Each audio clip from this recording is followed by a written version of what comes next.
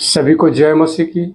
आइए हम परमेश्वर के वचन से कुछ बातों को सीखेंगे हमारे महान प्रभु के अनुग्रह से। आज परमेश्वर के वचन से हम परमेश्वर के स्वभाव के विषय में सीखेंगे, एक व्यवहार के विषय में जो वो आज हमसे करते हैं।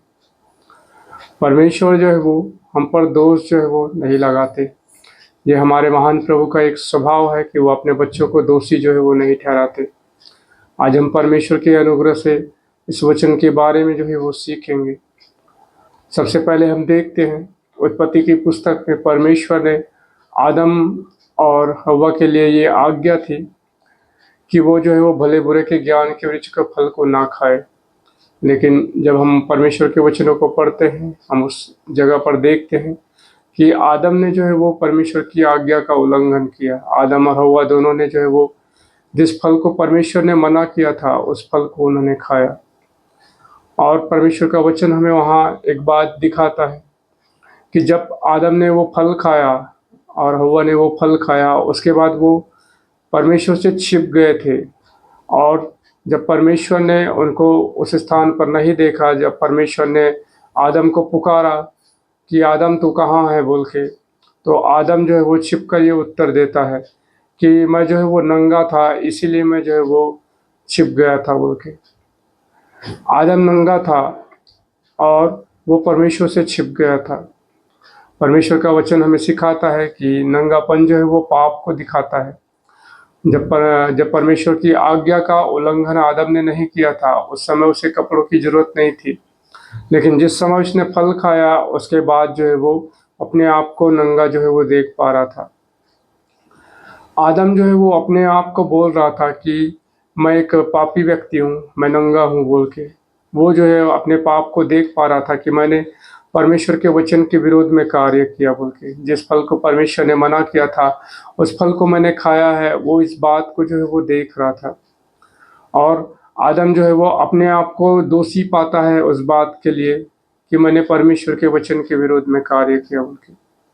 लेकिन परमेश्वर ने आदम को नहीं कहा कि आदम तू नंगा है बोल के। आदम ने कहा कि मैं नंगा हूँ बोल के। आदम ने कहा कि मैं पापी हूँ बोल के। लेकिन परमेश्वर ने आदम को नहीं कहा कि मैं पापी हूँ बोल के। इन वचन में हम देखते हैं कि परमेश्वर जो है वो हमारे पापों के बाद जो है वो हम पर दोष जो है वो नहीं लगाते हैं, हमें वो दोषी जो है वो नहीं ठहराते। अगर हम परमेश्वर के वचन में जाए, हमें और उदाहरण जो है वो मिलेंगे। हम एक बात जो है वो देखते हैं यहूदा इस्करियोती के विषय में। यहूदा के विषय में हमारे प्रभु यीशु मसीह जो है वो सारी बातों को जानते थे उनके विषय में, कि वो एक चोर था, वो चोरी करता था, इन सारी बातों को वो जानते थे। लेकिन कभी भी हमारे प्रभु यीशु मसीह ने उनके ऊपर जो है वो दोष नहीं लगाया, उनको दोषी नहीं ठहराया कि तू जो है वो चोर है बोल के। हम परमेश्वर के वचन में अगर देखें तो हमें और मिलेगा। उड़ाऊ पुत्र ने जब अपनी संपत्ति उड़ा दी, वो अपने बाप के पास से संपत्ति लेकर गया और उस सारी संपत्ति को जो है वो उसने खर्च कर दिए। उस सारी संपत्ति को क्या किया, उसने उड़ा दिया बुरे कामों में, बुरी जगहों पर जो है उसने उस संपत्ति को जो है वो उड़ाया।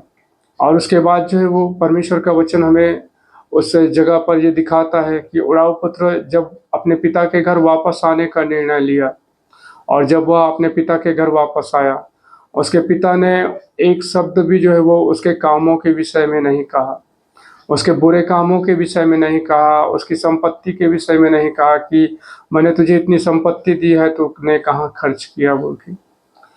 किसी भी बातों के विषय में वहाँ जिक्र नहीं है, क्योंकि परमेश्वर का वचन हमें सिखाता है कि हमारे परमेश्वर जो है वो अपने बच्चों के ऊपर दोष जो है वो नहीं लगाते, उन कामों को लेकर उन्हें दोषी जो है वो नहीं ठहराते। हम इस वचन के द्वारा जो है वो हम देख सकते हैं कि उड़ाऊ पुत्र के उनके पिता जो थे वो परमेश्वर का चिन्ह है, और वो कभी भी जो है वो परमेश्वर अपने बच्चों के ऊपर दोष जो है वो नहीं लगाते। एक पिता जो है वो वहाँ पर थे, उड़ाऊ पुत्र के पिता, वो उससे दोष जो है वो नहीं लगा रहे थे। उन्होंने उनके दोष को ढांपा, उनके पापों को ढांपा, उन्हें फिर से धार्मिकता का वस्त्र पहनाया। उसी रीति से परमेश्वर का वचन हमें सिखाता है, हमारे स्वर्गीय पिता भी हम पर जो है वो हमारे कामों के बाद दोष जो है वो नहीं लगाते। वे हमारे नंगेपन को ढांपते हैं, जैसे उसने आदम के नंगेपन को ढांपा, उसी रीति से जैसे उन्होंने उड़ाऊ पुत्र के उन बुरे कामों के बाद में उन्हें फिर से धार्मिकता के वस्त्र पहनाए उसी रीति से।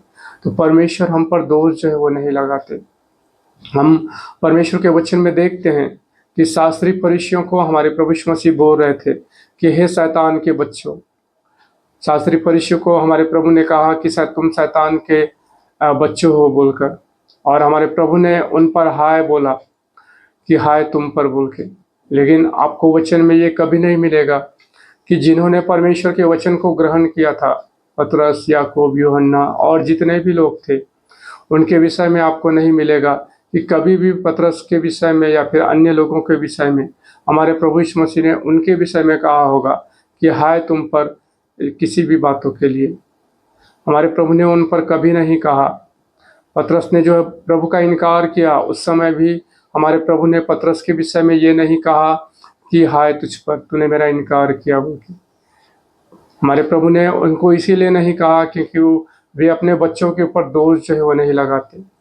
शास्त्री फरीसियों को उन्होंने हाय बोला क्योंकि वे परमेश्वर को वचन को नहीं मानते थे, और परमेश्वर का वचन हमें सिखाता है जो परमेश्वर की आज्ञा को मानते हैं, जो परमेश्वर के वचन को ग्रहण करते हैं, वे परमेश्वर की संतान ठहरते हैं। और जो परमेश्वर की संतान है, परमेश्वर उन पर दोष जो है वो नहीं लगाते। आदम भी परमेश्वर की संतान थे, इसलिए जो है वो परमेश्वर ने उस पर दोष नहीं लगाया। उसी रीति से आज भी जो है वो परमेश्वर हम पर दोष जो है वो नहीं लगाते। वे हमें किसी बातों में जो है वो दोषी नहीं ठहराते। जब हम गलत भी करते हैं तब भी जो है वो हमारे पापों को वो ढांपते हैं, और जो है वो हमें उन बातों के लिए कभी भी हमें जो है वो दोषी जो है वो नहीं ठहराते। अब अगर हम सोचेंगे कि हम जो है वो आदम के समान जो है वो खुद को दोषी जो है वो पाते हैं। आइए इस वचन के लिए, इन बातों के लिए हम परमेश्वर के वचन से हम सीखेंगे कि कौन हम पर जो है वो दोष लगाता है, क्यों हम अपने आप को दोषी ठहराते हैं। सबसे पहली बात ये याद रखें कि परमेश्वर जो है वो हमें जो है वो दोषी नहीं ठहराते। हम अपने आप को दोषी ठहरा सकते हैं आदम के समान। जैसा कुछ बातों के विषय में हम सोचते हैं कि मैं अकेला हूँ, लेकिन परमेश्वर ने कभी नहीं कहा कि हम अकेले हैं। वो हमेशा सदैव हमें कहते हैं कि मैं तुम्हारे संग और मैं तुम्हारे साथ हूँ। हम कहते हैं कि परमेश्वर ने मुझे छोड़ दिया, लेकिन परमेश्वर का वचन कहता है कि वो हमको कभी नहीं त्यागते, वो हमको कभी नहीं छोड़ते। हम कहते हैं कि परमेश्वर ने मेरी मदद नहीं की। परमेश्वर का वचन कहता है कि जब वो हम अपने आप को दीन करते हैं तो वो जो है वो सदैव हमारी सहायता करते हैं। हम कहते हैं परमेश्वर ने हमारी प्रार्थना का उत्तर नहीं दिया, लेकिन परमेश्वर का वचन कहता है कि वह लाचार की प्रार्थनाओं को कभी तुच्छ नहीं जानता। एक टूटे हुए मन, एक टूटे हुए हृदय से किए गए प्रार्थनाओं को वो कभी भी तुच्छ जो है वो नहीं जानते। एक सच्चे मन से की गई प्रार्थना को वो कभी जो है तुच्छ नहीं जानते। तो ये हमारे विचार है, हमारे भावना है, और हम उन्हें प्रकट करते हैं, लेकिन परमेश्वर का वचन हमें सिखाता है कि ये परमेश्वर के ओर से जो है वो नहीं होता। आइए हम परमेश्वर के वचन से इन बातों को सीखेंगे कि कौन जो है वो हम पर दोष जो है वो लगाता है। हम परमेश्वर के वचन में निकाल लेंगे यूहन्ना की पुस्तक और 12 अध्याय का मैं पढ़ देता हूँ आपके लिए। 12 अध्याय का 47 और 48 पद में, यदि कोई मेरी बातों को सुनकर ना माने तो मैं उसे दोषी नहीं ठहराता, क्योंकि मैं जगत को दोषी ठहराने के लिए नहीं परंतु जगत का उद्धार करने के लिए आया हूँ। जो मुझे तुच्छ जानता है और मेरी बातों को ग्रहण नहीं करता, उसको दोषी ठहराने वाला तो एक है, अर्थात जो वचन मैंने कहा वही पिछले दिनों में उसे दोषी ठहराएगा। आइए हम परमेश्वर के वचन से इन बातों को सीखेंगे कि कौन हमें दोषी ठहराता है। परमेश्वर का वचन कहता है हमारे प्रभु जो है वो हमारा उद्धार करने के लिए आए। वो हमको दोषी ठहराने के लिए नहीं आए, वो हमको पापी ठहराने के लिए नहीं आए। उनका वचन कहता है कि वह हमारे पापों से हमें उद्धार करने के लिए हमारे लिए जो है वो आए। तो परमेश्वर का वचन हमें यहाँ सिखाता है, हमारे प्रभु इन वचनों में कहते हैं कि मैं जो है वो तुम्हें दोषी ठहराने के लिए नहीं आया, मैं तुम्हारे पापों से तुम्हारा उद्धार करने के लिए आया। तो हमारे प्रभु जो है वो हमारे ऊपर कभी भी जो है वो दोष जो है वो नहीं लगाते। परमेश्वर का वचन हमें यहाँ सिखाता है कि हमारे प्रभु ने कहा जो बातें मैंने तुमसे कही है वही तुम्हें जो है वो दोषी जो है वो ठहराएगा। इन वचनों में हम देखते हैं कि जो परमेश्वर का वचन हम सुनते हैं, जो वचन हम परमेश्वर के वचन में सुने हैं, जो हमारे मनों में है, जो हमारे हृदय में है, वही वचन जो है वो हमें दोषी जो है वो ठहराता है। आदम ने जब पाप किया, आदम ने जब परमेश्वर की आज्ञा का उल्लंघन किया, उस समय परमेश्वर ने उसे नहीं कहा कि तू नंगा है, परमेश्वर ने उसे नहीं कहा कि तू पापी है। वो अपने आप को बोल रहा था कि मैं नंगा हूँ, मैं पापी हूँ। वो इसीलिए बोल रहा था क्योंकि परमेश्वर का वचन कहता है कि जो बातें मैंने तुमसे कही है वही तुमको दोषी ठहराएगा। वही बातें जो परमेश्वर ने हमारे लिए कही है, वही बातें हम पर दोष जो है वो लगाते हैं। हम जानते हैं जब हम अन्य जाति थे, जब हमने प्रभु यीशु मसीह को ग्रहण नहीं किया था, जब हम परमेश्वर को जानते भी नहीं थे, उस समय भी हमने अपने जीवन में देखा था कि हमारा विवेक जो परमेश्वर की आज्ञाएं उसके भीतर पाई जाती है, और हमारा विवेक जो है वो हमको गलत कामों में दोषी जो है वो ठहराता था। क्योंकि हम परमेश्वर के सृष्टि हैं, हम परमेश्वर के बनाए हुए हैं, हम परमेश्वर की रचना हैं, और परमेश्वर का वचन हमें सिखाता है कि उनकी आज्ञाएं हमारे विवेक में जो है वो डाली जाती हैं। और जब हम उन्हें नहीं भी जानते तब भी हमारा विवेक जो है वो हमें दोषी ठहराता है। क्यों? क्योंकि जो परमेश्वर ने वचन कहा है उसके उल्लंघन करने की वजह से हमारा विवेक हमें दोषी ठहराता है। आज भी जब हम परमेश्वर के वचन के विरोध में कार्य करते हैं, जब हम परमेश्वर की बातों को नहीं मानते, उस समय भी परमेश्वर का वचन जो उन्होंने कहा है वही हमें दोषी ठहराता है। जो वचन हमने सुना है, जो बातें हमें पता है, वही वचन जो है वो हमें दोषी ठहराता है। जो हमारे विवेक में जो वचन है, जो वचन की बातें हैं, वही वचन की बातें जो है वो हमें दोषी जो है वो ठहराते हैं। लेकिन कभी भी परमेश्वर हमें दोषी नहीं ठहराते। हमारे महान प्रभु जो हमसे प्रेम करते हैं, वे कभी भी हमारे पापों के ऊपर दोष जो है वो नहीं लगाते। अगर हम पुराना नियम पढ़ेंगे, हमें वहाँ मिलता है कि परमेश्वर ने आदम को जो है वो दोषी नहीं ठहराया, उन्हें पापी नहीं कहा, उन्हें नंगा नहीं कहा। और उसके बाद आदम की जो पीढ़ी थी वे दोषी ठहराए गए, वे जो है वो दोषी जो है वो ठहराए गए, क्योंकि वो आदम की संतान थी। शास्त्री और फरीसी कौन थे? वो आदम की संतान थे। वो शैतान के शैतान थे, जो परमेश्वर की आज्ञाओं को जो है वो नहीं मानते थे, और इसीलिए वो दोषी पाए गए। लेकिन एक ऐसा व्यक्ति जो प्रभु यीशु मसीह को ग्रहण किया है, जो परमेश्वर की संतान है, जो परमेश्वर के वचन पर चलना चाहता है, उसे कभी भी जो है वो परमेश्वर जो है वो दोषी नहीं ठहराते। हमने पतरस के विषय में देखा कि पतरस को प्रभु ने दोषी नहीं ठहराया। उसका इनकार करने के बाद में भी परमेश्वर ने उसे दोषी जो है वो नहीं ठहराया।